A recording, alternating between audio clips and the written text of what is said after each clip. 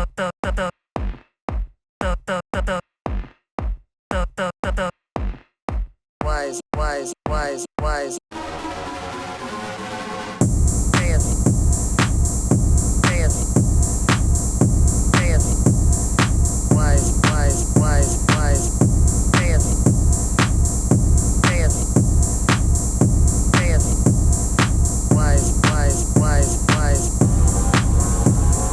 So saith the wise among them. Welcome back to Mages and Murderdads, your one-stop shop for everything you want to know about Baldur's Gate, because we're the only podcast and show dedicated to Baldur's Gate. Everything. I'm Cameron, I play Dagobah Sorcerer. I'm Danny, and I played Balthazar, the Barbarian Fighter Thief. But you're over it now? Well, I have nothing to add in this episode.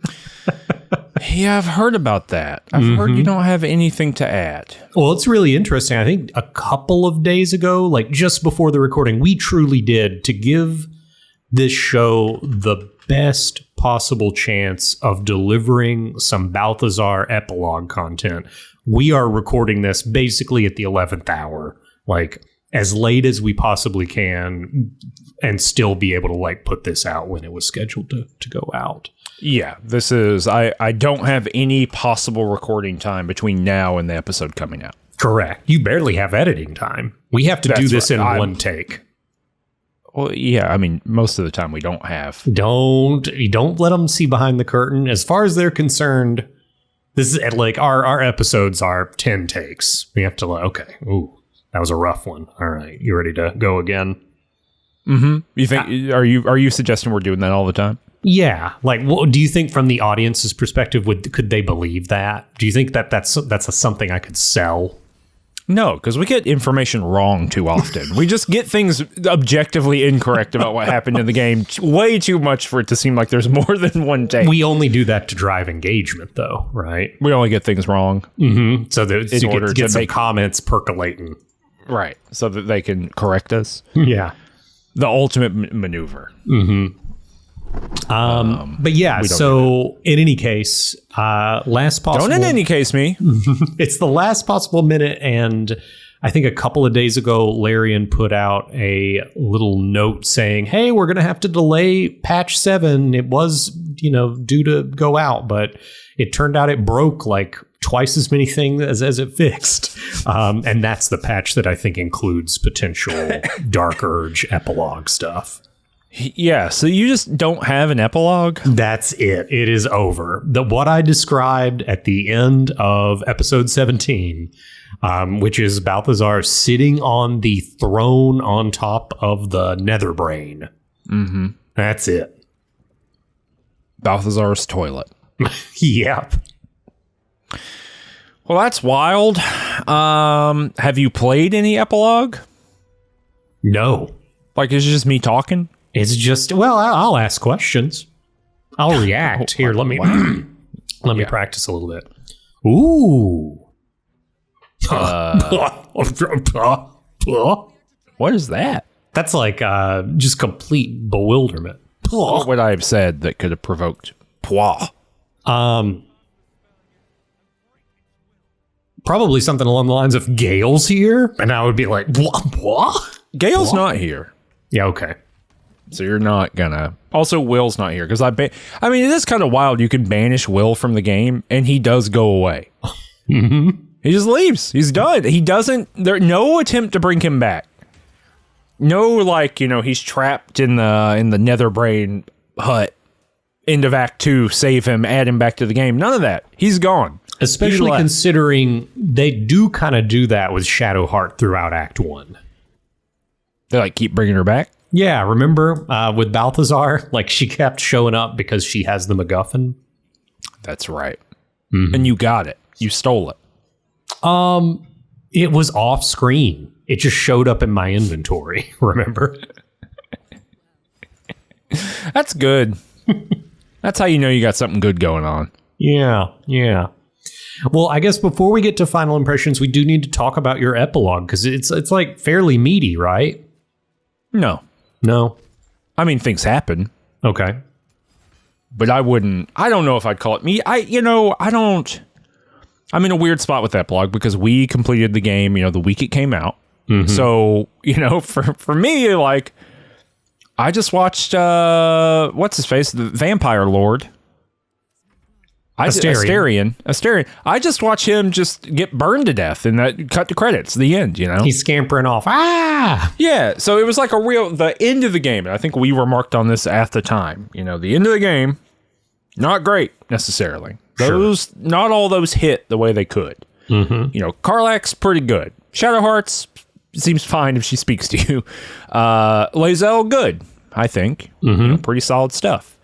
Minsc and Jahira, they exist. Will, pretty good.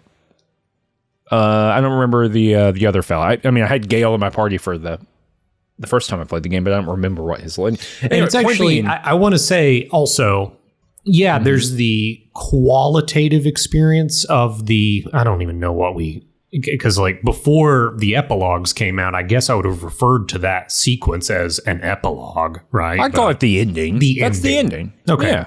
Yeah.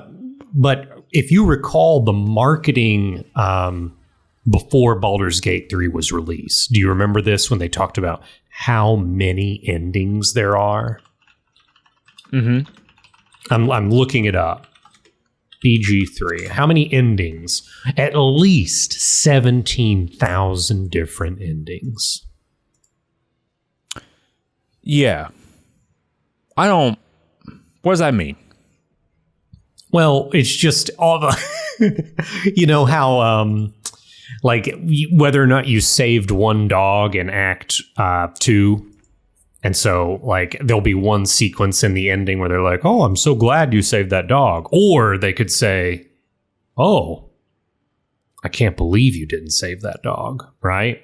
So those are two variations. And then you add the cat in Act 1 and the badger in Act 3. And now all of a sudden we've got like a factorial going on, right? Sure. Yeah. Like math is happening. Yeah. I think that's how you get to 17,000. But instead of cats and dogs, it's just Lae'zel. Is she like a true blue believer of,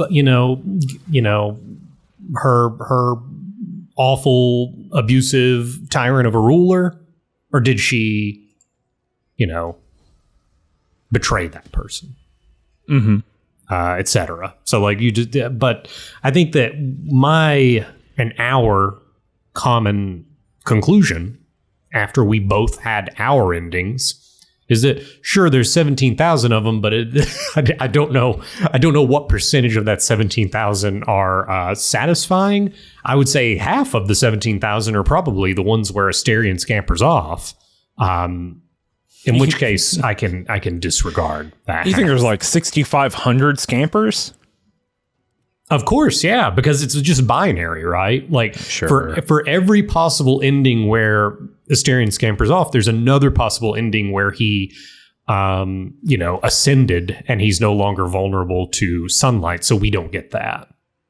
But I imagine for like every big choice, there's basically like you double it.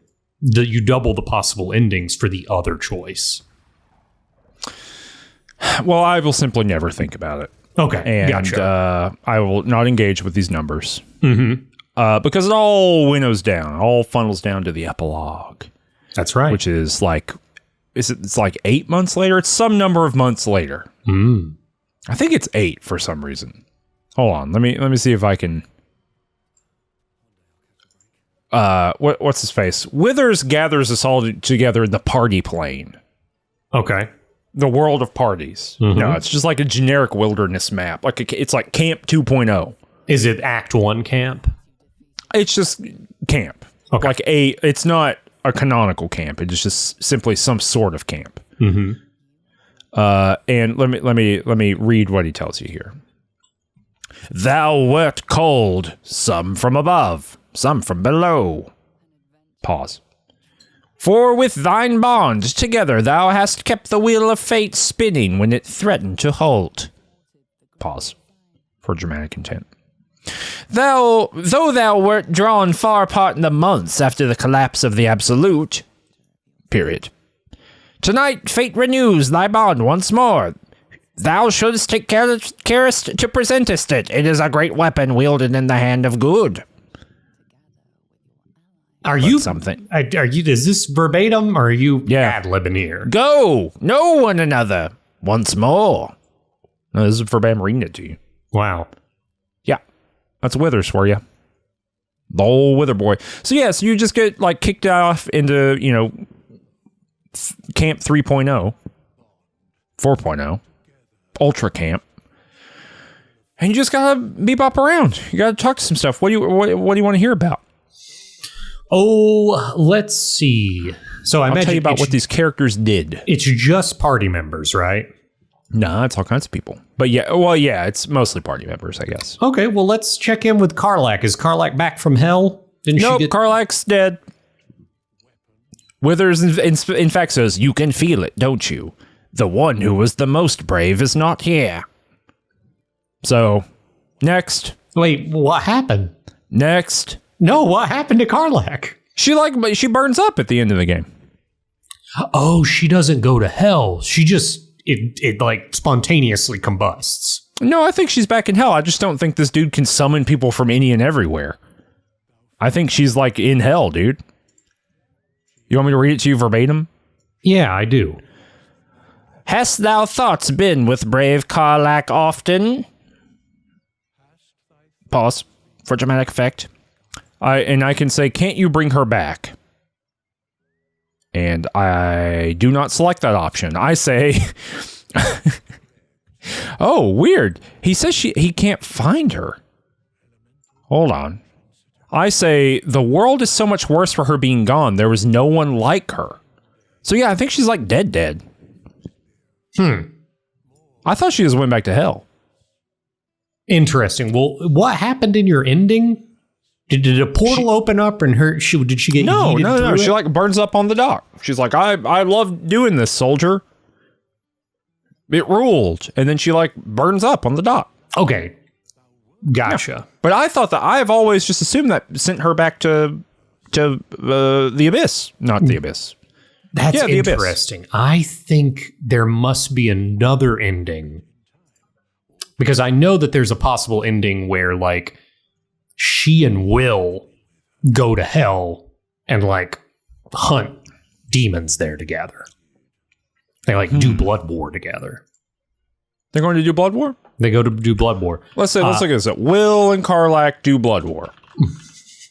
Karlach do blood war. This is a Reddit thread. Can someone explain the blood war? Oh boy. How about you boot up Planescape Torment? No one needs to know about it.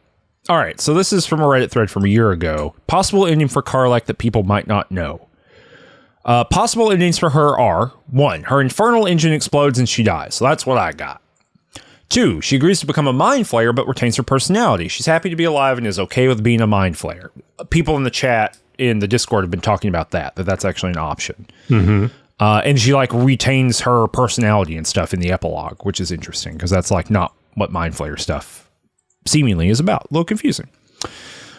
If Tav / the Dark Urge romances her, she can go to Avernus with the Dark Urge or Tav. That's interesting. But there's another special ending. This is from DosBoot32 on Reddit. Says there's another special ending that can happen if you have Will. Will and Karlach can become friends if you have them both in the party and they do their companion quests.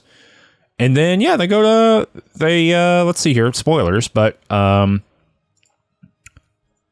yeah, I've just linked you that ending. It ends with them charging off and fighting some demons after Karlach like lights up a cigar. Yeah. All right, cool. Yeah. But neat. So in other words, your ending was not her going. I mean, it was going to hell in the more colloquial sense of dying. I'm sorry, I'm getting the loudest political ad that's ever been. Okay. But yeah, she just blew up. Yeah. Yeah. It's this first one here that you've sent me. Okay. Cool. She's smoking the fattest fantasy stogie I've ever seen in my life. It's 2 fat fantasy stogies. She's given 1 to Will. Well, you don't have to worry about, cancer in Avernus, right? She's token up in Avernus. That's wild. Yeah, they do go charging off, huh? Mm-hmm. Right, but cool. you didn't get that. You just didn't get any more. No, she just died, and then I get lightly shamed about it. Okay. In the fugue, this is what Wither says. In the fugue plane, her soul burns so bright it pains the gods to look upon. Lord. So she's down there, I guess. I don't know. Well, let's go with Shadowheart. Let's deal with Shadowheart. Shadowheart says some wild shit. Okay. Shadowheart says, let me see if I can get the actual quotation. So, number 1, when Ticklevar gets near her, there's an option to embrace her, and it's the longest, most awkward hug. Okay.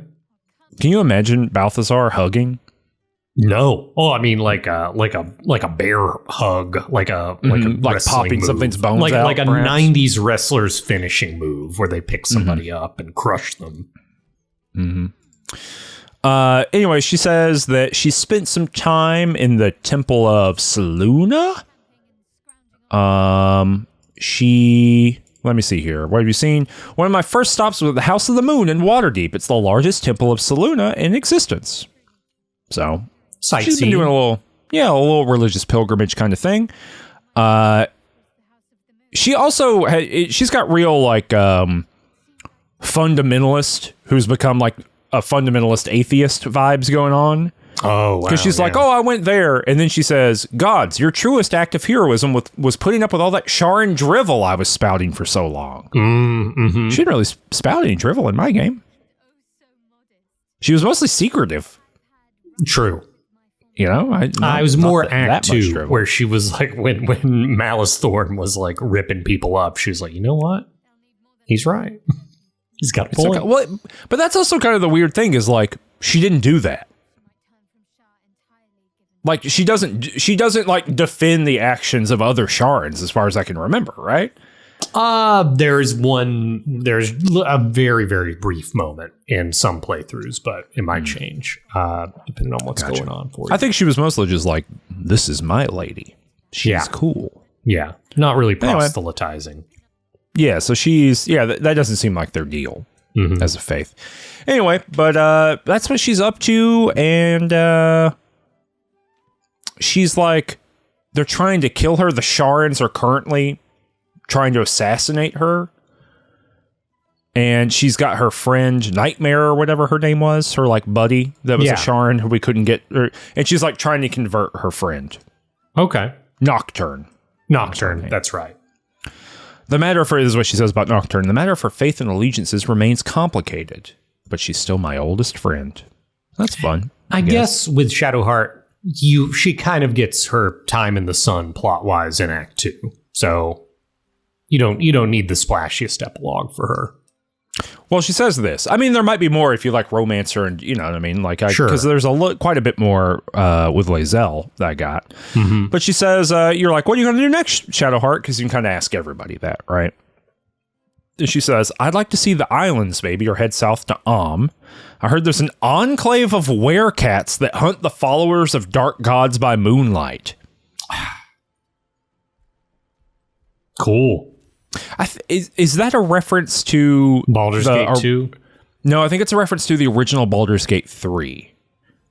I think the original Baldur's Gate 3, like the isometric version, I think that was the starting plot for that. Okay.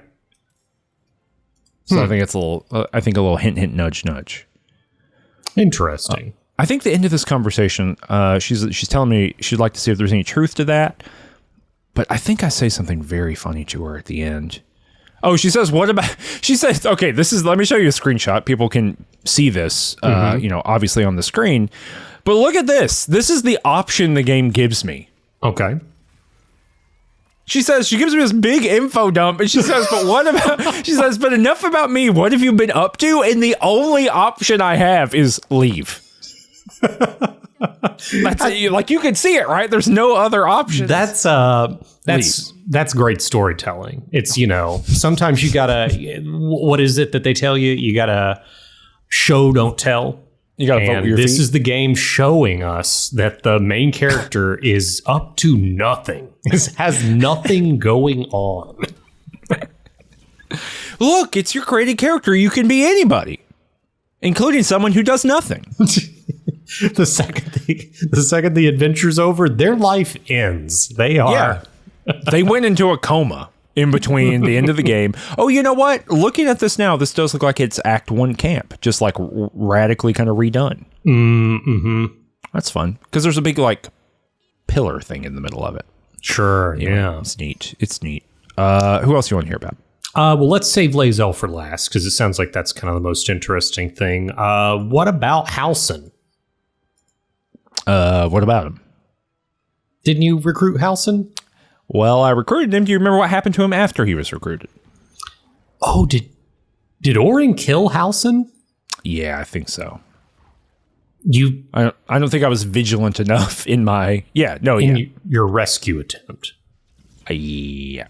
Okay. Yeah. So, who else do you want to hear about? What about Astarion? Astarion, it's really funny that some characters just tell you, like, in case you didn't pick up what my whole plot was about, I'm going to make sure you know. So let me give you the Astarion one here. Hold on. Like, I scroll by some of these old dorks here. Okay. Astarion says this. Astarion says, whatever you've been doing with your time, it's clearly worked wonders. And I said, after everything, I just want to help people. And Astarion then says, we're better to celebrate our good fortune, an old haunt with old friends. And I say, you seem happy. Have you been drinking?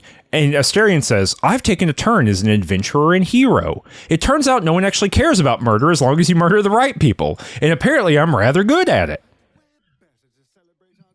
Okay. And I say, I could have told you that.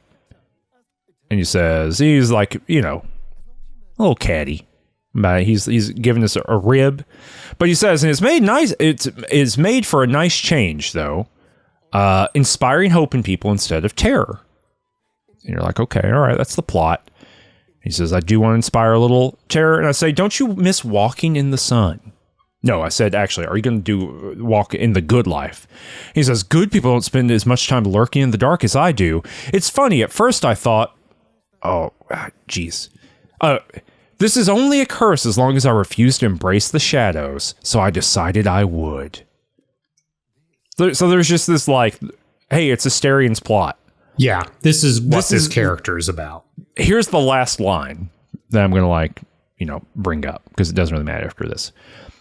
I decided not to be defined by the choices other people made, by what other people did to me. My past may be done, but my present, my future, they're mine.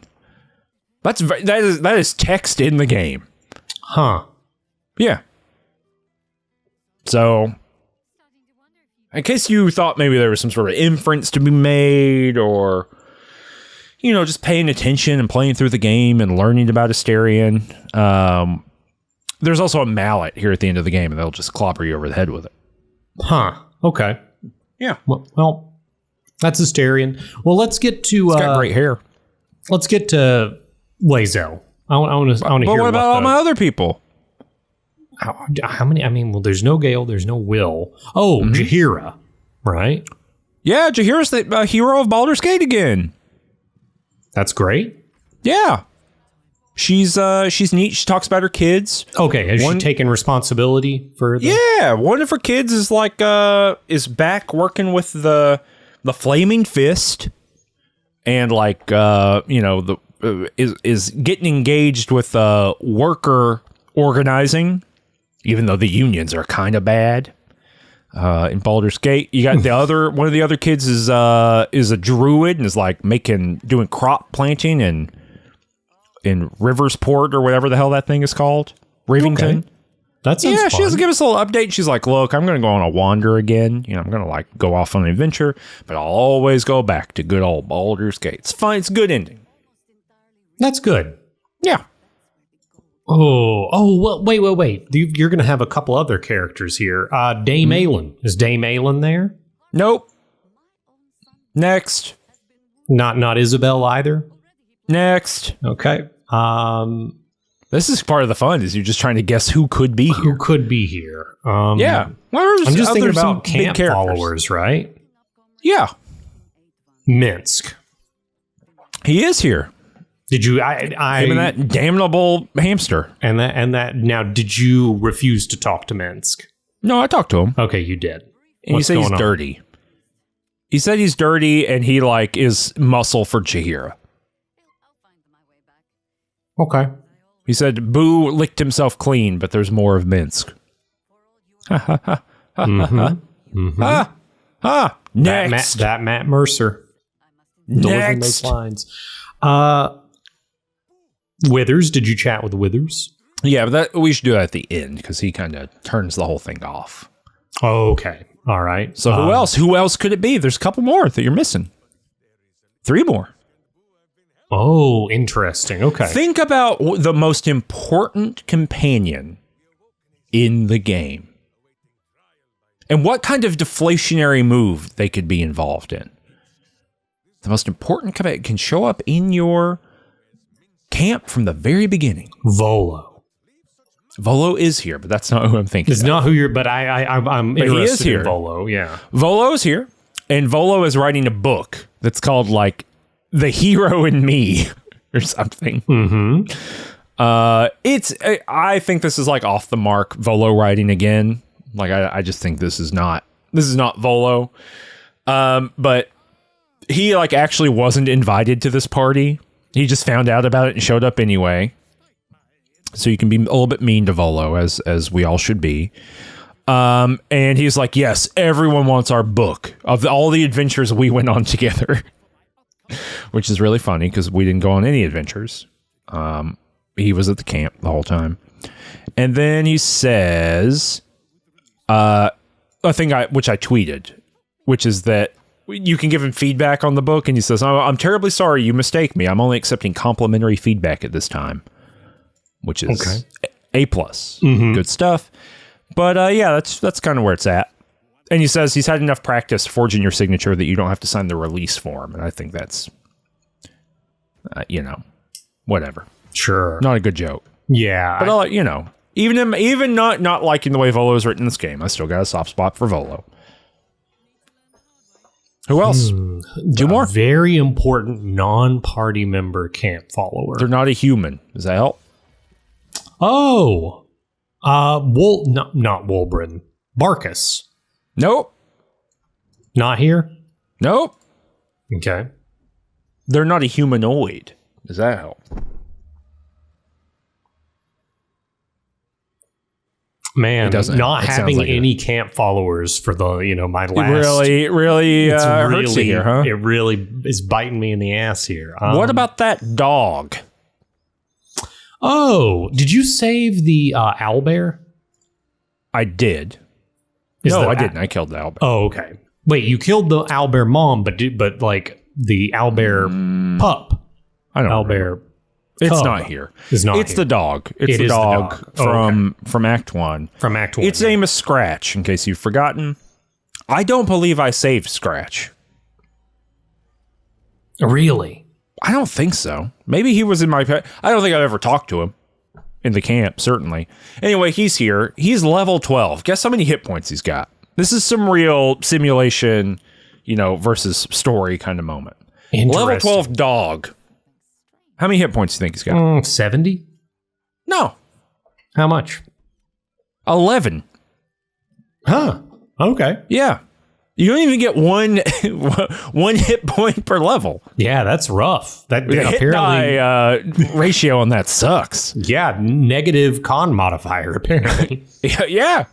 Seems bad. But yeah, Scratch is here, and he is here basically, it seems like, just for a gag, where he has the like tetrahedron or whatever, the evil D20. Sure. He's got that in his mouth. and you can play fetch with him. And here's what I did. So I said, come here, and I took the thing out of his mouth to play fetch or whatever. So I like take it out of his mouth, right? It's no longer in his mouth. He's barking. And I have the option to talk to him, to play fetch, or to leave. And so I clicked leave. Oh, no. Assuming it would be in my hand, you know? Mm-hmm. But I was not, they've outmaneuvered me. I was not able to steal from a dog as my last true act of gameplay. So that's what happened with the dog. Well, what about the Emperor? Is there any sign of the Emperor?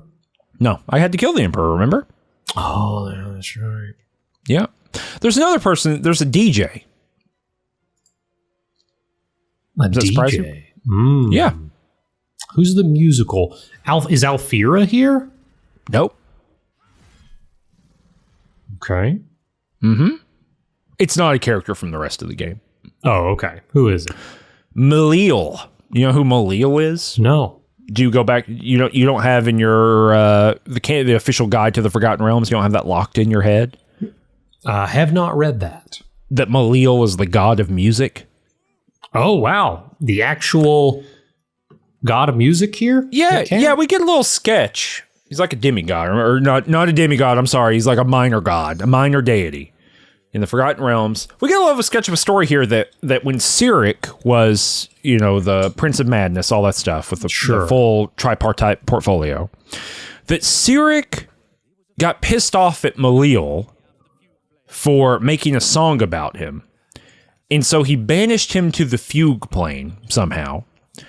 And when Lae'zel went to the fugue plane, he could no longer receive songs of praise. So he lost his powers essentially. And now he has struck a deal with Withers to get out of the fugue plane. And so Withers can call in a favor at any time to have him come jam. Perform at an event. Yeah. Mm-hmm. And so I got a history check where I recognized who he was while he was talking to me. And Ticklevar was able to say, I can't believe the god of music is here. And he goes, oh my gosh, you can choose your song. And you can choose your song. What'd you pick?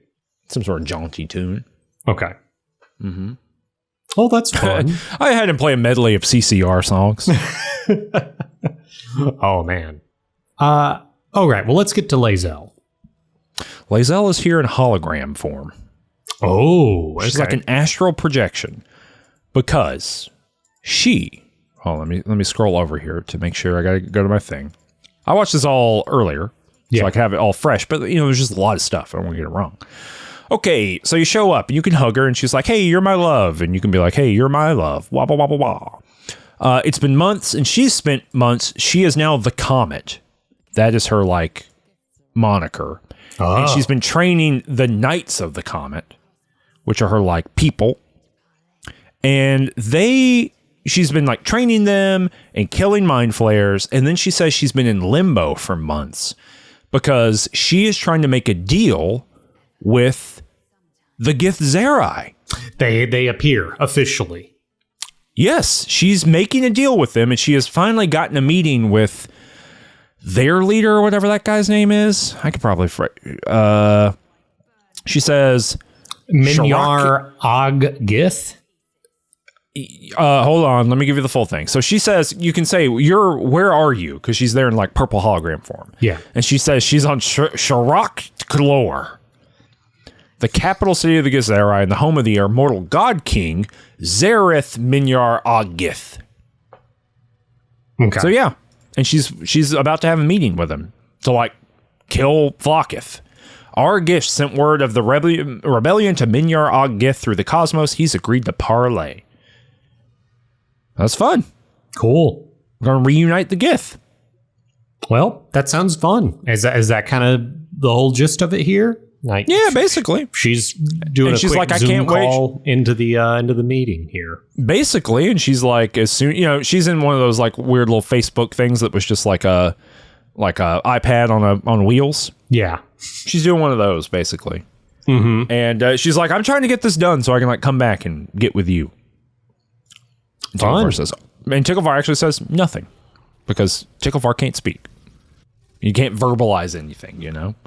So you like his eyebrows wiggle. So anyway, it's pretty neat. Seems cool. There's something cool to me that most of the epilogues here, they seem to suggest that like all these people are on campaigns beyond level 12. Ah, okay. Yeah, I just put that together. Yeah. Yeah, Lae'zel's on like this like diplomatic mission to the God King of the Githzerai, right? In the plains. And like we just can't do that in this game. That's not how the rules do not help you get there, you know. Yeah. And Jahira is like she is helping rebuild Baldur's Gate in like this weird, like multi-faction Blades in the Dark campaign. Shadowheart is kind of on a anti-Sharan crusade, and these series of pilgrimages, and Astarion is now vampire adventurer. Yeah, Astarion's is the most like low level, in terms of like that kind of stuff. But yeah, I mean, Shadowheart is on a campaign to like extinguish followers of the dark gods, right? Yeah. This big kind of like continental campaign, right? She's like, I want to go to I'm going to the next country to go do. So I think that's pretty neat that it suggests that like everyone is on adventures that like the scope of this game cannot touch because of the way D&D rules work. Yeah. And like, you can't cast Wish. Sure. Well, that sounds fun. And I guess you wrap it up by chatting with Withers, you said? I do that. Mm-hmm. He asked me about Karlach. And then I can say, he like gives a little speech at the end. Let me read it to you. Okay. The balance of the world is restored. The balance of these lives, mortal and otherwise, brought to account. And he's like chowing down on a goblet. You know what I mean? He's sipping his sup here, okay? Yeah. Hear me, thou heroes, wastrels, friends. I have waited long to tell you these words. We're all sipping. We're all getting ready. This is a toast he's giving. It is over, he says. For now. And he points. He's like a little wiggly finger. Thou played thy part in weaving the fabric of fate itself, but for every thread you sewed, so did the gods unravel another. Basically, that means like for everything that Larian fixed, they broke something else.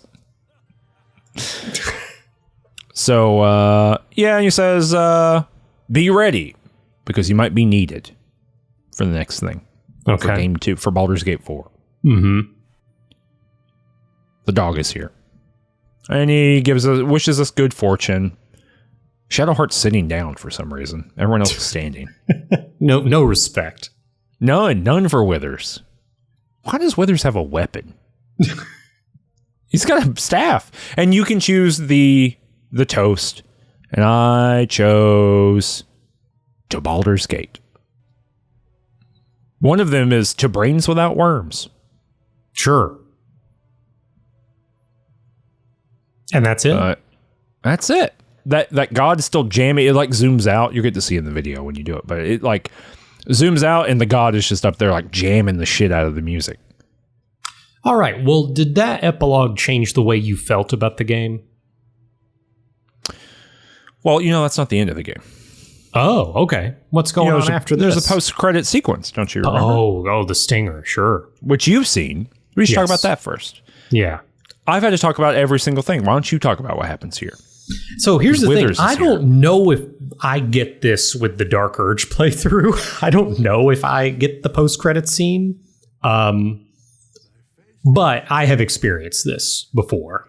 Mm-hmm. And my recollection of this post-credit scene is Withers tut-tutting Merkel, Ball, and Bane.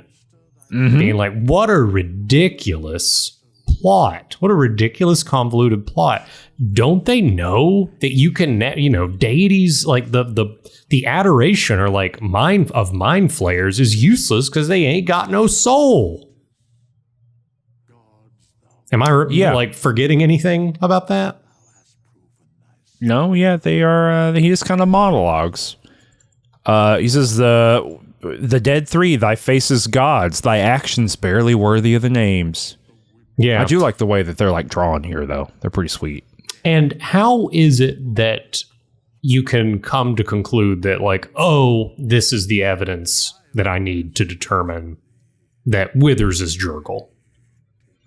Didst thou truly believe thy ploy would succeed? Didst believe I would not know this? Well, we have learned previously that the game just tells you he's Jurgle, if you don't remember that. Yeah, when was that? Like when we discovered Withers to begin with. Oh yeah, the book in his tomb. Right. And also the big statue of him right outside of his tomb. Yeah. Yeah, he says, thou sought to bolster thy strength by taking away the souls of mortals, but souls vanish when their hosts become mind flayers. Souls vanish when their hosts become mind flayers. Yeah. Like, he's just telling us. Mm-hmm. You know? Didst thou think that other gods would not notice? So he's implying he's a god here. Gods thou may be, but thou hast proven thyself fools, every one. I mean, we get a slow zoom in on their very cool iconographic faces. The supplication of Bane. The whimper of Baal. What? The death mule of Miracle. Yeah. He's owning their asses. Yeah. Felled by mortals. And he said, I overestimated thee. They did not, Withers says. You think? Huh. Thou wilt trouble us no more, he says. He wiggles his hand. And then he like fucks right off. Yeah, why is this here? I don't know. Yeah. I can't tell you. Yeah. I don't know. Mm-hmm. Do you know? I don't. It just feels a piece with my general impression of the game here at the end. Which is that it barely holds together to make a landing, IMO. Not like gameplay-wise. I think that the combat is working throughout the whole thing. But I think that, like, the story of this game is just kind of like a lot of stuff that could have probably used some, like, a merciless editorial eye, or at least an editorial eye that's a little bit more cutthroat. I think that's my general impression here at the end. You want to see something funny? Yeah. This was like used in some sort of official BG3 community update. It's like a little icon of Withers wearing a party hat. That's right? good. Does that make you feel better about it? It's a little creepy. He's like, they've like face tuned him via AI to have a smiling face. Mm-hmm. It's scary. Yeah, it is scary that you're not supposed to have a face like that. No, you're not. I think maybe the game's too big to have whatever you want. A ruthless editorial eye. It's too big. Game too big. Sure. What are you going to do? Cut stuff out of game? Make game small? Yeah. I mean,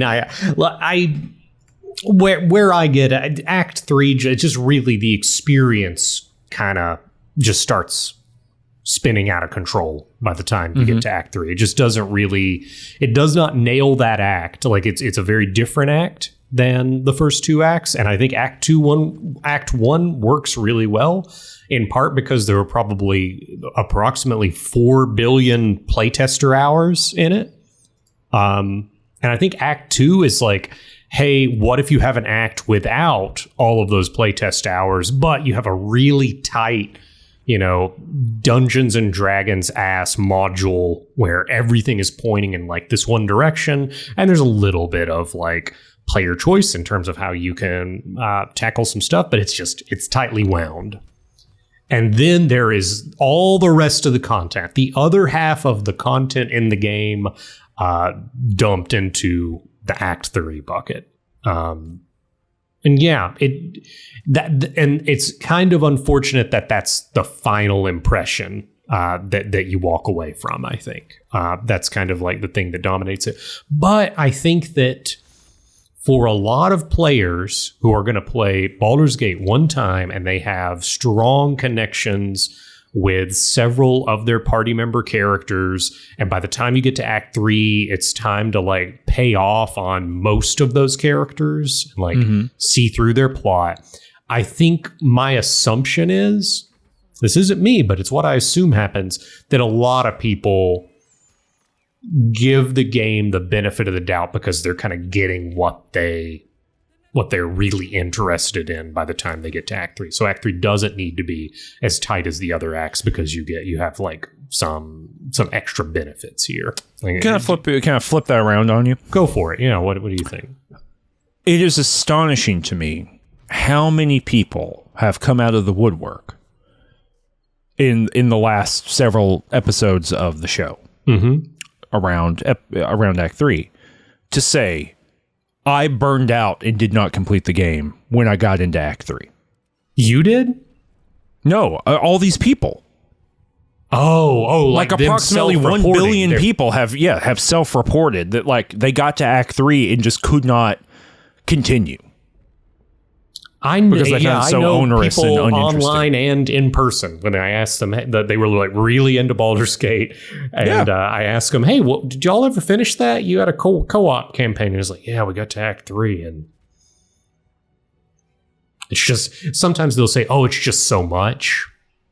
Like there's almost kind of an analysis paralysis of the amount of content, but it also might be that you've had like 2 full games worth of experiences in Acts 1 and 2, and it's like you might be done with Baldur's Gate.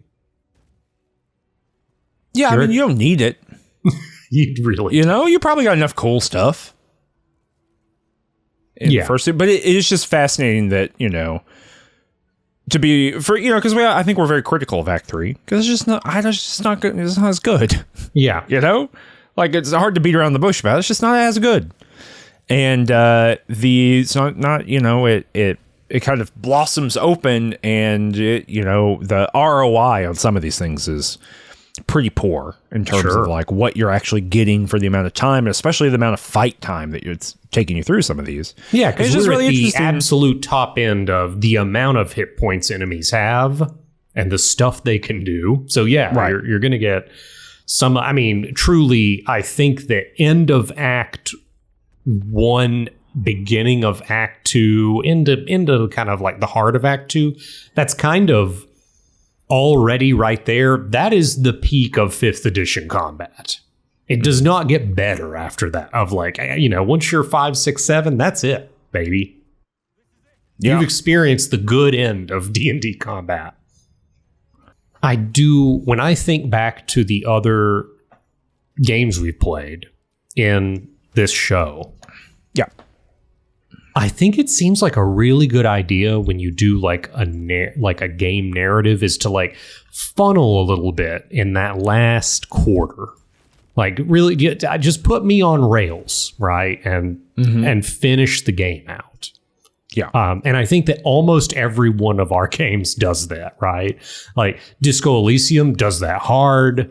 Yeah. Icewind You're Dale. done. Oh, Get out of here. Oh, you're done. When you get to like the 40, like the 60 to 70% mark of Disco Elysium, it is absolutely on rails. You're just kind of like, you're following through at that point. It's great.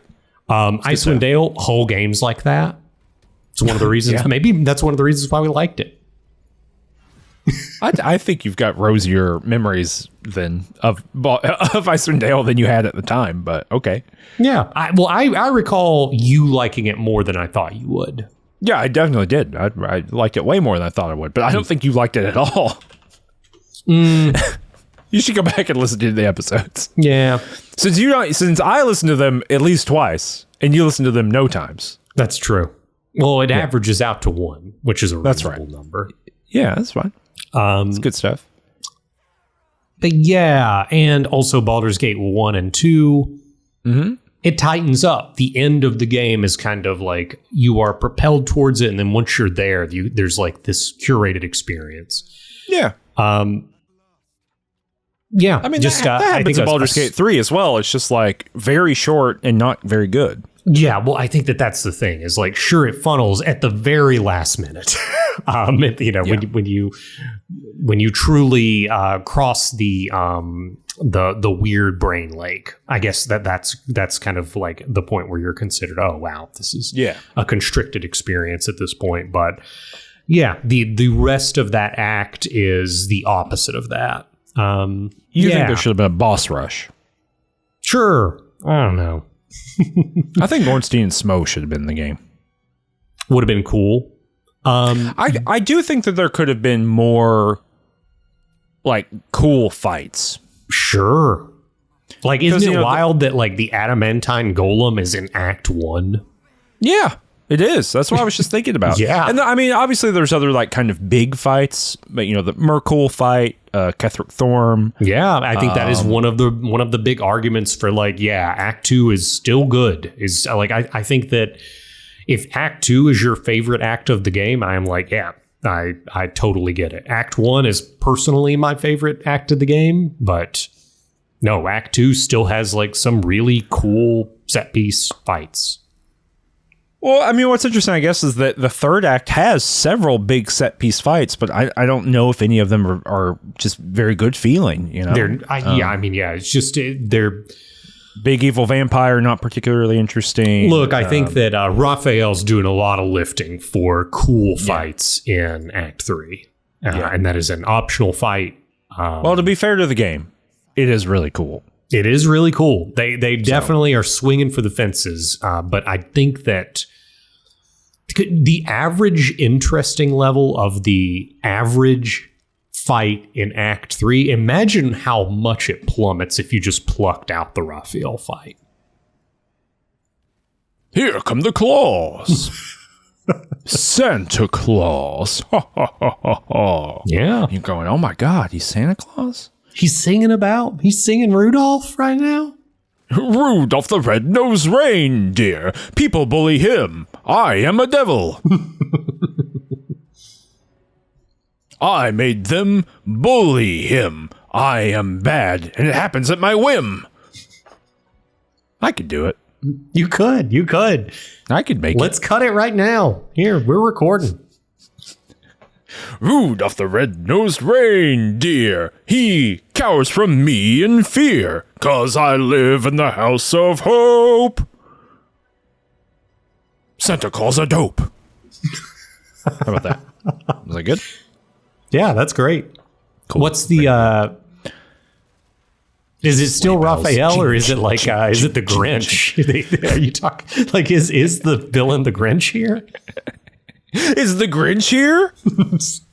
Please, it would be good. Someone please mod the Grinch into the House of Hope. His heart grew 2 sizes that day. Well, what are your other final thoughts? It's kind of weird to think about. Like this whole we've recorded like roughly 30 hours or something about this. Or maybe more, almost 40 hours. And I think all my thoughts are out there. They really are. Do you think Baldur's Gate 3 is good? He's pausing. No. You don't think it's good? Here's where I am. I think it is this huge... It's something that is really big. It's something that is really unique. He's backpedaling. You can hear him doing it. And I think that on the first playthrough, he's got this little bicycle. He's got a fixed gear bike. He's going backward. On the first playthrough, its scale it's just a very impressive object. Yeah. But I think that when I evaluate, like, what am I looking for in a good game? I think that it's maybe a step lower than that. It's like, yeah, it's got a lot. You've backpedaled away just to say something much more insulting, which is I think it's one level down from a good game. Yeah, I think it's very good. You think it's very good? I think it's very good. I think it is very good one time. Yeah. Like, I think that I think we are in a unique experience in lots of different ways. But I think one of the I think it is the part of the podcast where we talk about how us doing the podcast irrevocably changes our experience of the thing we're talking about. Well, I think not just like doing the podcast, right? Which like sometimes has had less of an effect than others. Like, I don't think that my experience of Icewind Dale is up or down based on having done the podcast. Correct, because we did it once. Bam. Right. I think what's quite different is like we played Baldur's Gate 3 the week it came out when we were really excited about it and had a pretty good time, all told. Yeah. Just like the object didn't work entirely. Sure. So it's like, you know, like at the end of the marathon of my biking marathon, the wheel fell off, you know, and you're like, all right, well, I got across the finish line. The wheel, I only had one wheel, but I rode a wheelie the whole way and it worked out fine. You know? And you know, the ending, that little ending cinematic, including Astarion running away and all that kind of stuff, like that just didn't work well. Like it just was insufficient to what the end of that story should feel like. And that was a real letdown. But like everything outside of, I would say, a couple like technical issues and then a really like, we just got to finish this fucking thing and get out the door ending, you know, which they repair with the epilogue that comes out a little while later. I think that is like a very good experience. I just don't think that most people are playing the game more than one time ever. Yeah. And they're going to have all of the stuff that we did, and they won't have anything to compare it to, which is, I think, really important. Like, this is just a really intensive, cool narrative game with some wild mechanics to it. You know, Sure. I've spent the last little while, you know, off and on watching some like challenge runs, you know, and like there's a whole media ecosystem at this point of people doing like honor mode, but I finish every battle in a different weird way. Sure. And stuff like that. And like they are legitimately interesting to watch. It's capacious. It's so capacious. The mechanical model is just huge, right? Yeah. And so I think like from an objective standpoint, as far as I can like turn myself into an objective machine of evaluation, I think it is a good game. I think that the methods through which I've encountered the game have made it enjoyable, but have revealed its flaws in an irreparable way that I cannot ever unsee. Correct. That is where I am standing is certainly, I think that's the perspective I have. It's very difficult for me to unsee, in your words, the limitations of the game and just in terms of like really soberly evaluating the way this story works, having experienced it before, right? And kind of like, and knowing where the guardrails are. And just seeing it, it feels. Yeah, let me put it this way. I remember when we did Disco Elysium, one of your anxieties is a strong word, but just one of your concerns about that game is that it set a new bar for the best video game narrative. That is like a like phrase you used. And so you were like, well, now that this is number one, it's like everything is going to be. Like, it is in the scope of everything trying to do great narrative in games. And perhaps the where Disco Elysium landed and a lot of the aspects of its story will continue to haunt games that are trying to aspire to those heights in one way or another. I think I have similar feelings about Baldur's Gate, but not in a narrative sense, because we both agree this is just nowhere. I don't think that this story is close to Planescape Torment. It's just not there for me. But I think that it is still hitting the heights in terms of game systems, scale, scope, etc. Yeah, and seeing the flaws that it has makes me, I think I have similar qualms or similar concerns about like, oh, this is going to be held up as this media object that is, you should really aspire to, when in fact, that little indie game that we played, whose name escapes me. I think it did a lot of things better. What's that? Which one are you talking about? We recorded a video on it here. Let me see. You're talking about Scald? Yes, I'm talking about Scald. Against the Black Priory? Yeah, I think Scald is like a better game than Baldur's Gate 3.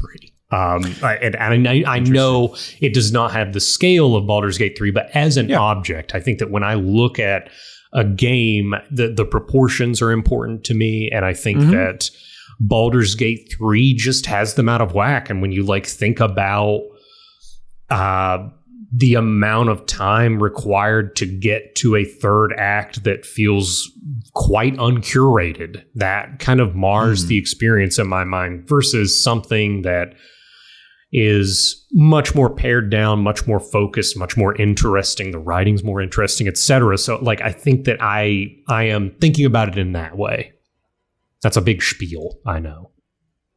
I think it's a reasonable spiel. I mean, I do think what's really interesting is, and I stand by the Disco Elysium comments, right? Because that keeps happening, right? People keep talking about it. Baldur's Gate 3, I think, has followed basically the same maneuver that that Mass Effect did, which is like Planescape Torment comes out and is held to be this like holy grail object of game narrative.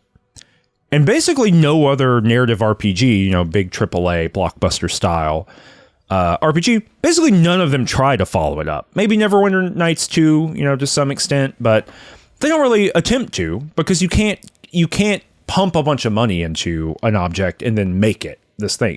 You can't do the blockbuster thing and also do the kind of narrative maneuverings that Planescape Torment wants from you, right? It's just not mass appeal at that level. And so what you do is you like hyper focus in on a bunch of really appealing things that can give you a lot of depth, which is the cast of characters. Sure. And that's what makes following on KOTOR and KOTOR 2, right? Following on the successes there.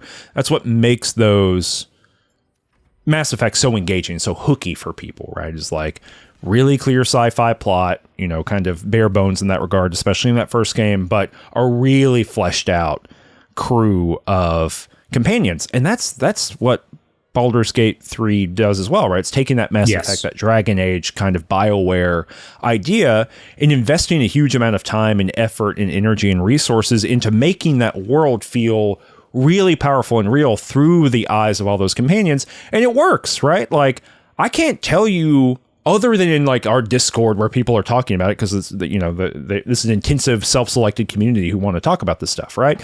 Other than that, I can't tell you anywhere where I've actually seen an intensive discussion of the plot of Baldur's Gate 3. Right? It's mostly just like, how much do you enjoy the kind of genre trappings around these characters and around your connections to them? And I think that's great. Like, I'm not saying all this to say that that's bad or that's insufficient. That's totally fine and cool and good. And I think it probably is the new standard for companion writing, certainly, right? Like, I don't think you can get away. I think the dominant discussions that are happening based on, conversations, people I know, whatever, right? And like kind of keeping track of this stuff. I think basically that every companion-based game going forward, you're going to have to explain, are you doing a Cyberpunk or are you doing a Baldur's Gate 3? Yeah. And which of these does it map onto in the way that, it feels like Baldur's Gate 3 is which of the Dragon Age or which of the Mass Effect characters does this pattern, right? This big kind of archetype map onto. Yeah. Here's an interesting And so it's like a different lineage, but I just want to end that by saying it's a different lineage, right? Where it's like Disco Elysium, I think, is dominating a particular strain of like narrative first, something to say plot in the way that Planescape Torment did. And I think that's still true. I mean, I do have my finger to the pulse of that style of game, and you can feel the downstream effect of Disco Elysium. I think that Baldur's Gate 3 is innovating and dominating a slightly different strain of video games. Yes. And what I wonder is the thing that admittedly I just spent a big chunk of hours playing and talking about, a playthrough that did not engage with the thing that it is that it is engineered to dominate, right? It is an apex predator of a genre and of like a suite of features. And I excise that thing from the game, and then I play it. I chose to do that. I'm an adult. Play the game wrong. But I do wonder if how heavily it leans into that informs and perhaps even causes is related to the weaknesses that I perceive in the way that the plot of the game works out and the way the structure of the game works.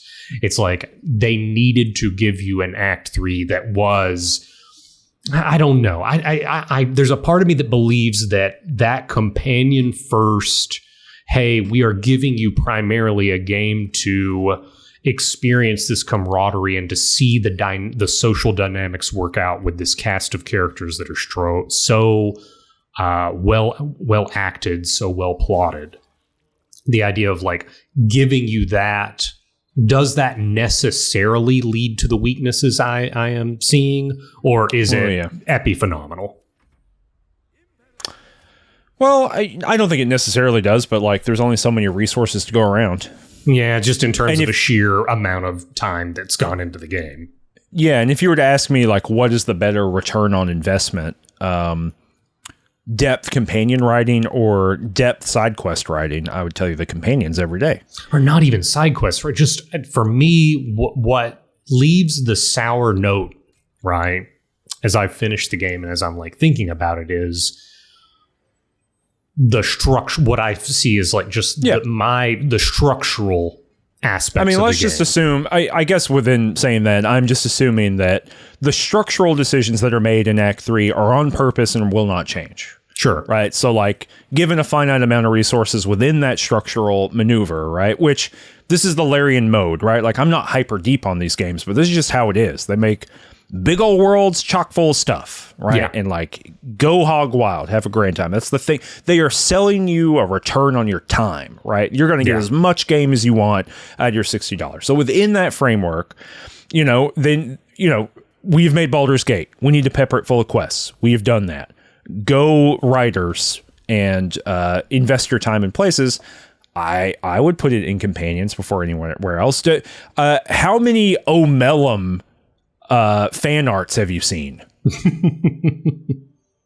You know what I mean? Like, how many Sahuagin attack at the coastline fanfics have you seen? Sure. These things are not, coming up. When I was at Command Fest for Magic the Gathering, a few months ago now, one of the people who did art for the Baldur's Gate Battle at Baldur's Gate, I think was the name of the set, the Commander set. Mm-hmm. For Magic, one of the artists was there, and it was the person who did Saravok and Astarion and all these different kind of key Baldur's Gate characters. I bought an artist proof of Saravok, got it signed, all this stuff. Saravok, I think, cost me like somewhere in the realm of $20-ish or something like that for an artist proof, and that's like I felt like it was good money spent. Astarion was $90. And Astarion is $90 because people have strong emotional connections to Astarion that they will never develop for the Iron Throne mission. They know where audience attachment is, and I don't think that's produced. I don't think it's like people are going in looking for mechanical depth and complexity or like the mechanical beauty of the game and like getting sidetracked because too many resources are put in the companions. I just think that's a place where it is natural and normal to develop a strong connection. And so if you triple down on that, you're going to end up with a really good player time investment. And it's worked out. They won like a bajillion awards. They won so many awards for this game that it hurt production on the patches because they weren't around enough to work on it. I heard that they had to come up with a rotation. They had to come up with like a duty award accepting squad. Yup. Mm-hmm. Yeah. So there you go. No. So obviously it's good, I guess. I'm not saying obviously it's good, but like sometimes we talk about games. Yeah. In the world. And I can't tell you how anyone got to the decisions that were made there. Sure. But for this one, I think what you're saying is weakness or not, you see this game and it totally makes sense. Yeah, it is built for mass commercial marketplaces. Yeah. In a way that's worked out. It's not a scrappy little, independent project. It's Larian Studios, one of the dominant studios in RPG creation in this moment, post Original Sin 2. Mm-hmm. And had been for a long time. They've been a major player for a long time, right? But Original Sin 2 really cemented them kind of at the top of the game. It's them combined with a $1 billion brand. Yeah. Yeah. And I will say, hitting, because this was, I think a success that was surprising. We've talked about this before. Even though we were just talking about Baldur's Gate 4, it feels like some of the swings that Larian took in terms of interpretation, like where they went with Baldur's Gate 3. Do you think Baldur's Gate 3 can be made again? Or is the money just too good? Yeah, sure. Well, anybody would sign off on Baldur's Gate 4 again. I mean, Larian has said quite prominently that they are not interested in staying in the Forgotten Realms, Dungeons and Dragons, etc. Well, I mean, Baldur's Gate 4 will get made. I can tell you that because Wizards has brought their game development in-house again. Mm-hmm. Or not again, I guess, but has brought their game development in-house. They've spun up a couple digital studios, maybe even 3 digital studios, maybe more. I don't know. But we've also seen their fairly quickly spun up digital studios and the products they've made. The action RPG that we played. There's a video of us somewhere here on YouTube playing it, and it's just not very good. Yeah, it was fun. It was a perfectly fine 90 minutes of my life. It was fun enough for us to because generally speaking, if we have a bad time, we don't put a video up. Yeah, if we have like a truly abysmal time, and that game was perfectly engineered to give us a good enough time for long enough to make a video, but like the 10 minutes right after we published the video, it showed its whole ass, I think. Yeah, I just think like the third day that we were like, hey, you want to play that? And we played it, and we were like, I think we're done doing that. Yep. And I think we reinstalled Earth Defense Force, in fact. Mm-hmm. In order to, but so I think Baldur's Gate 3, like in my heart of hearts, and this is just pure speculation based on nothing. I'm not reporting information here. This is just my gut belief, of which I sometimes have them. I think Baldur's Gate 3 is basically an accident. I think there's all kinds of things that made it possible, including the explosion of the D&D brand alongside the pandemic. Sure. Right? Like, people were stuck inside and they wanted social connection. So they turned to TTRPGs online to fill that gap. And so what seemed to be like, a major project, but not like one of the biggest games of all time project, right? Yeah. What seemed like a reasonable project, but not the scale that Baldur's Gate 3 ended up coming out at. When it was announced, I think warped into something quite different, because however you feel about Baldur's Gate 3 in a general sense, post-pandemic, and I mean we are still in a world of COVID, right? But post people feeling like they were stuck indoors and not being able to access one another physically outdoors in any kind of way, right? They spent that whole time training in the fucking Goku chamber to become invested in the Forgotten Realms. Mm-hmm. And in D&D bullshit. And that knowledge base didn't exist before. They spent a full year, the people who are like attached to this, and then those people can convince their friends, hey, I know about this already. Hey, there's a 4-player game coming out. Why don't we just move our D&D game into that thing? Which I've seen lots of people talk about having done when this game came out. And then add that with the confluence of early access. Exactly. Yes. Pops up during the pandemic as well. Right. It's such a shame. I wish I were not the kind of person who has to say, no, I think it's a notch under good because of the last impression that it gives me. But I am finding increasingly that I am. I am finding that, like, I hold 2 simultaneous beliefs. One, I am overall like disappointed with Baldur's Gate 3. 2, man, I think it would just be an absolute top 3 game for me if it was the scale and polish of Act 1 and 2. Like that's it. And I don't think that a lot of people think that because they're like, well, you got Act 1 and 2. You could just stop playing the game and then it's great. Yeah. Like, I mean, it is notable. Right. I've not heard that opinion from anyone. Is that the case? I mean, everyone, as far as I can, again, in conversations I've had and things I've read, everyone who doesn't make it through Act 3 is kind of like pissed off. Right? Because it's like burning them out. Yeah. And, it is interesting. You can like just not do most of Act 3 if you don't want to. It's true. Yeah. Nothing's stopping you from just like doing the getting to level 12, however you want to get to level 12, and then just like powering through the end enemies. So here's a question I'll pose to you. And this is something that we talked about very early on, like in early access, and I think right after the game came out and we were like in the meat of the game, I made a statement along the lines of, yeah, I think it's a Baldur's Gate game, whatever that means. Mm-hmm. Do you think this is a Baldur's Gate game?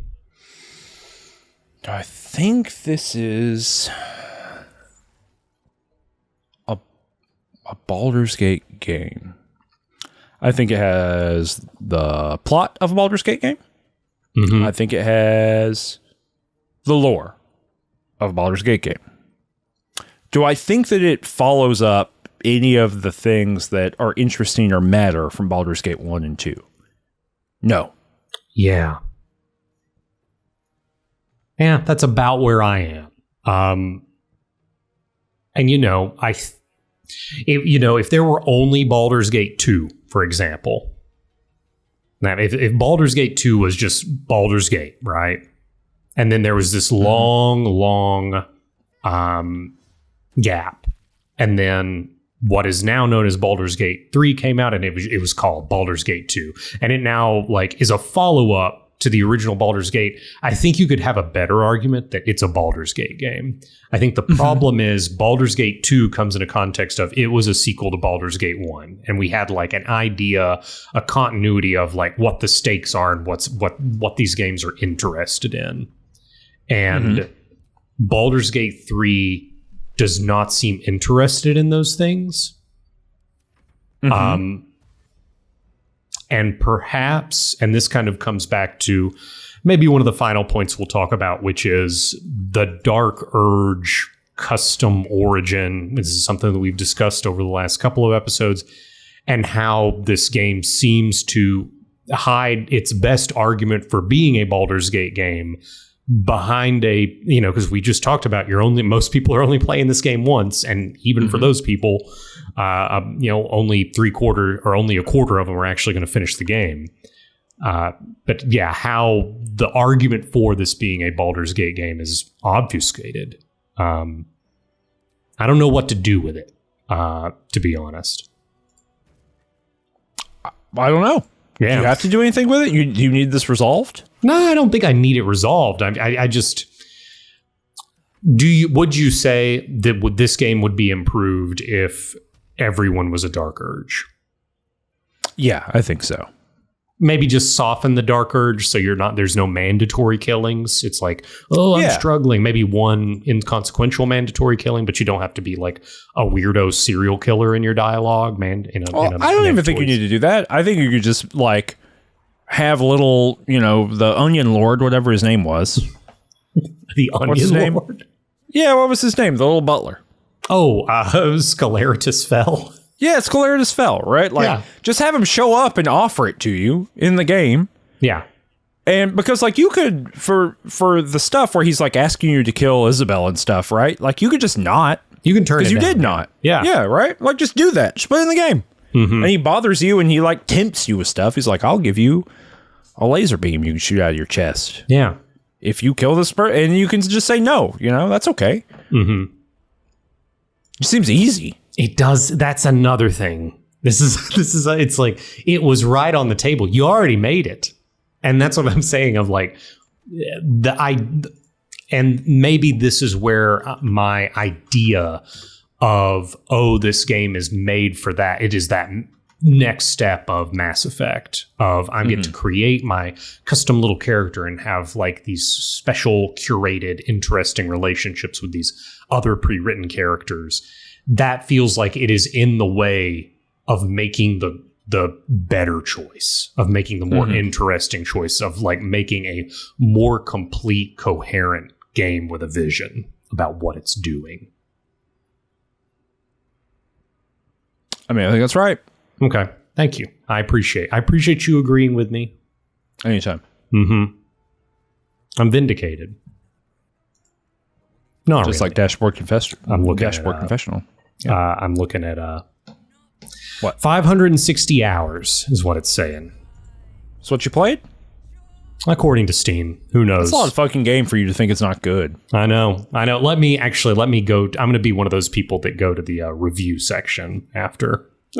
You gotta leave a negative review. 300 hours. Game is bad. Recorded 40 hours of me talking about it to determine game bad. Yeah, in addition to the 560 hours, also talked about it 40. I don't think game bad. I think game good. Yeah, I understand. I enjoy game. I will never play game again. Sure, and I think that you already talked about you can't go back. Even the first fight. Yeah. Even I the first really fight, tried. it's like, oh wow, it's this. It's the same thing.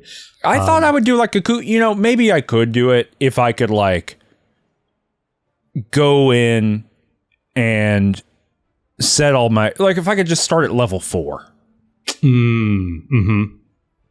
Is there a way to do that? Console command, is there like a cheat? Edit your characters so that they're different classes and start from level 4. Yeah. Just like set up my own creatures. Is there a cheat engine for Baldur's Gate 3? I mean, you could just like go to an old save file at level 4 and then respec everybody, right? But I guess no, I want to start the game at level 4. Oh, I see. So I can do cool stuff at the beginning of the game. Oh, because otherwise that's doable. Yeah, that's what I'm saying. I'm sure there's like a cheat engine thing or something that I can do to get there. Just because I was like, oh, I want to play a version of the game where I just like pick people up and smash them into each other, and that's like one character's whole thing. Yeah. And I was like, holy shit, I gotta play like the first 10 hours before I can like do that. Yeah. And that's not cool. Whereas I think that I might play Disco Elysium again. Yeah, I'll play Disco Elysium again at some point. I almost assigned it last fall, and then I didn't. Do you think you're going to play Baldur's Gate 1 again? In my lifetime, yeah, probably. I got the itch the other day. Did you really? Yeah. I did. I thought, maybe I'll get on that. Thinking about Tsar and Montaran. They're pretty good. They are. They're pretty cool to me. I like them. There's like 3 dwarves in that game that are just jerks. That's their deal. They're just different kinds of jerks. Who? Ooh, I was looking at there's just a lot now. When you like buy the enhanced edition, they've got like the enhanced edition came with like some new characters. Yeah. Yeah, you're right. It's good. Characters, yeah. No, it's a good game. I could see playing I do think there's some something of these games again, but I do think that it's just, it might be the turn-based combat. It might just be that like doing the game in BG3 is a very, very time and energy and thought-intensive exercise.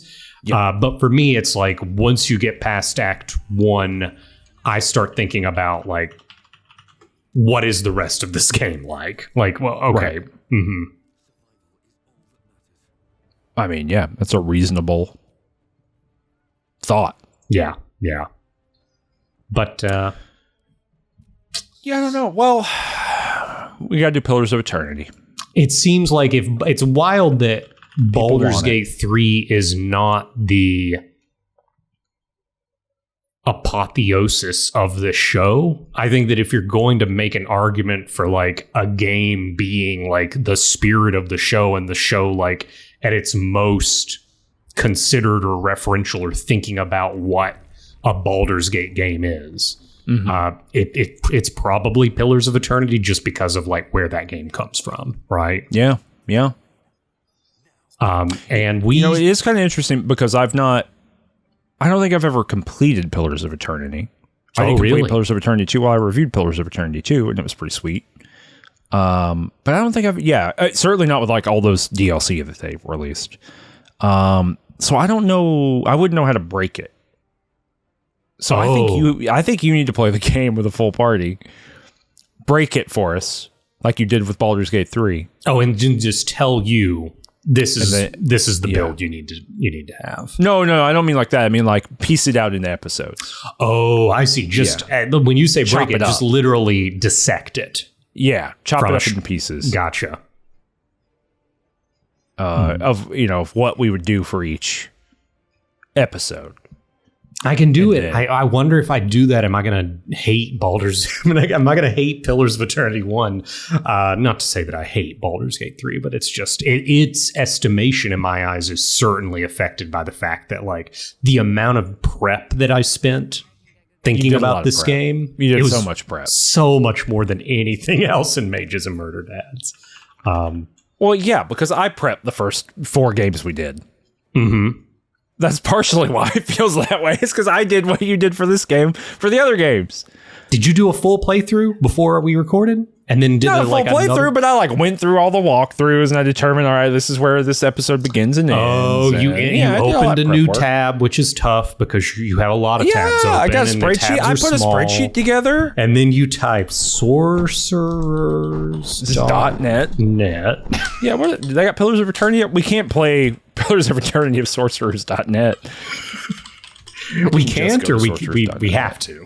We if they don't have Pillars of Eternity, we can't play the game. Okay. Because where will I go to learn about what's in the game?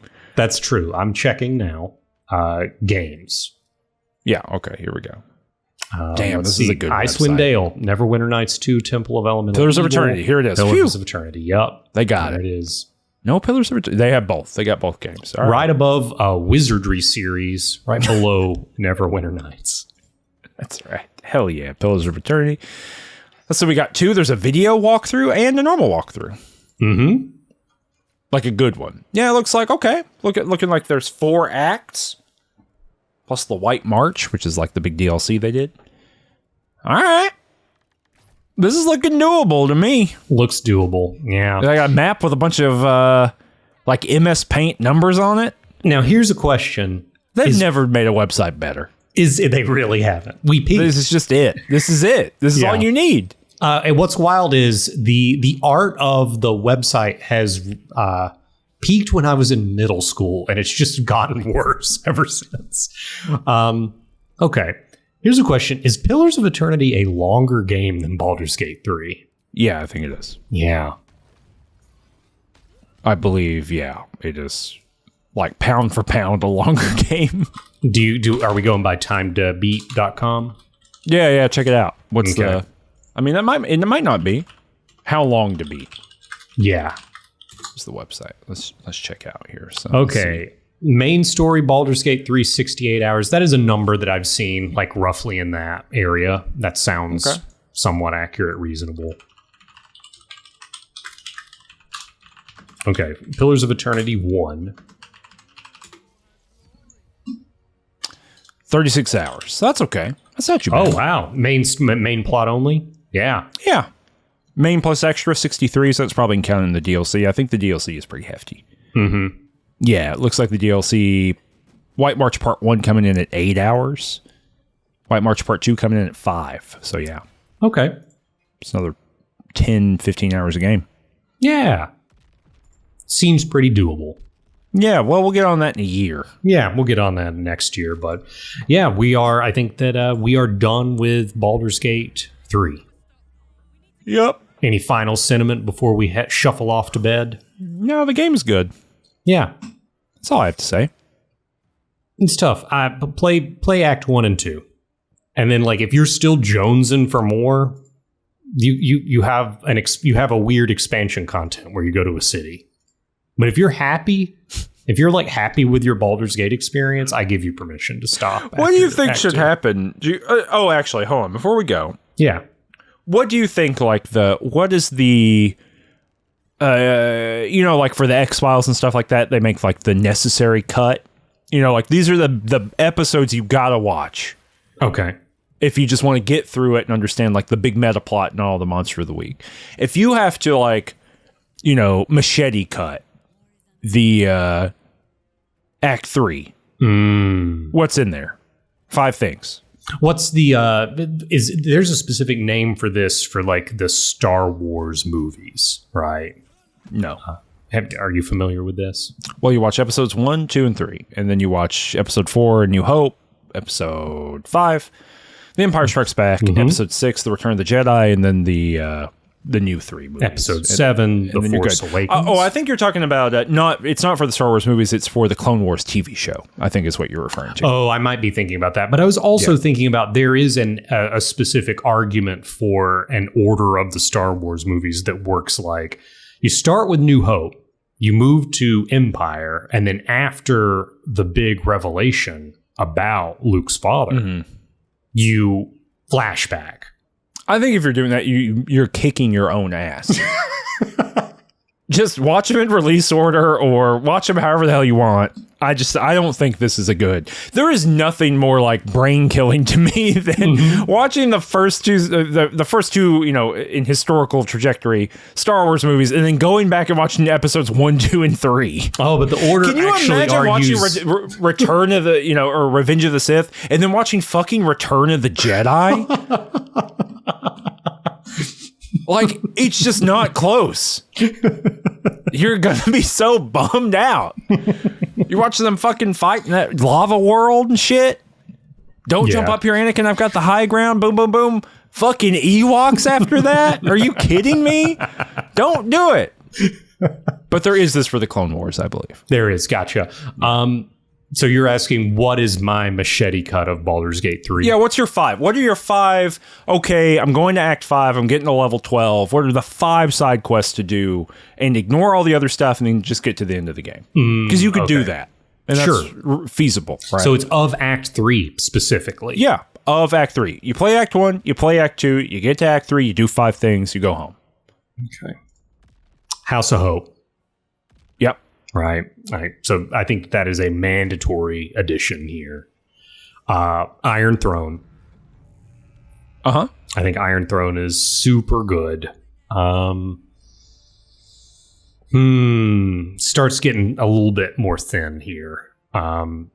Because in a lot of ways, I guess I'm going to, in the race between, or in the contest between the House of Grief and Cazador's Mansion, I'm going to go Cazador's Mansion.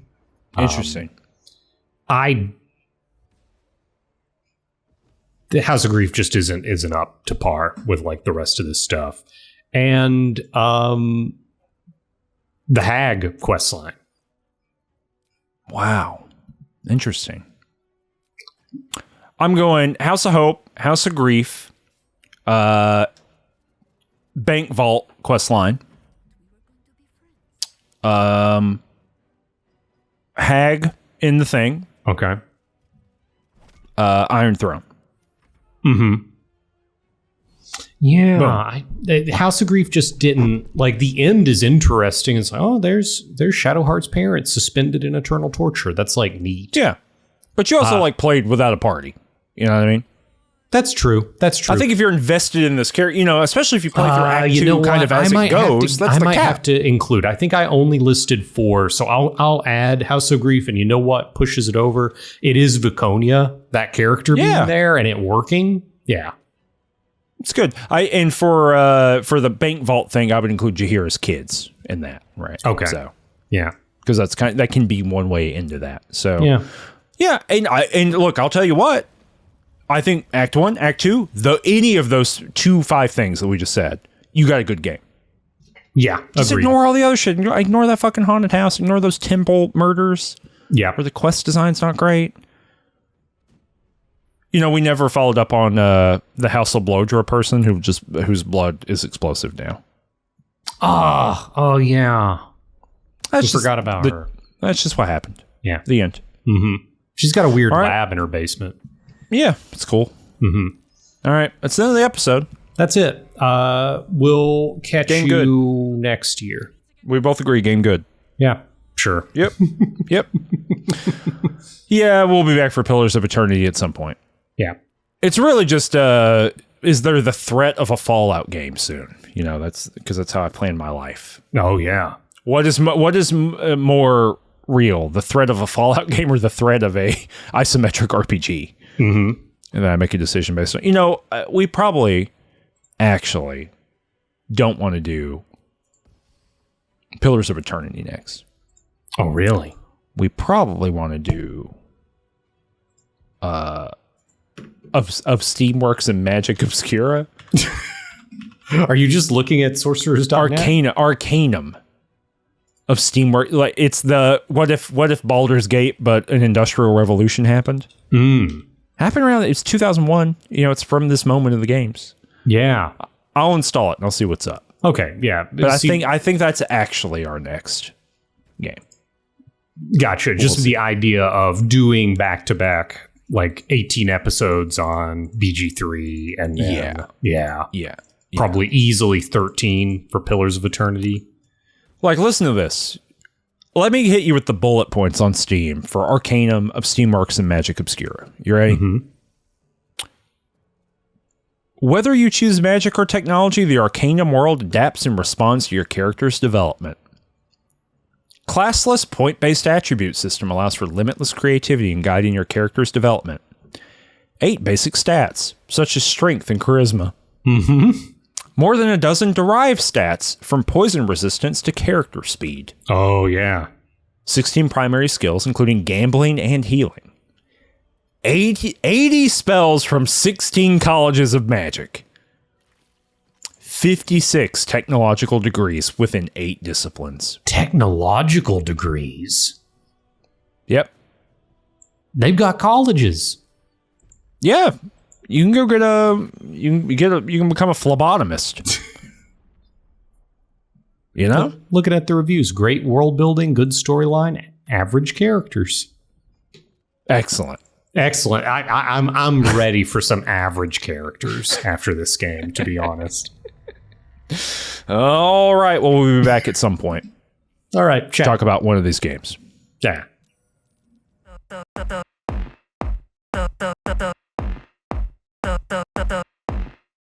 Wise.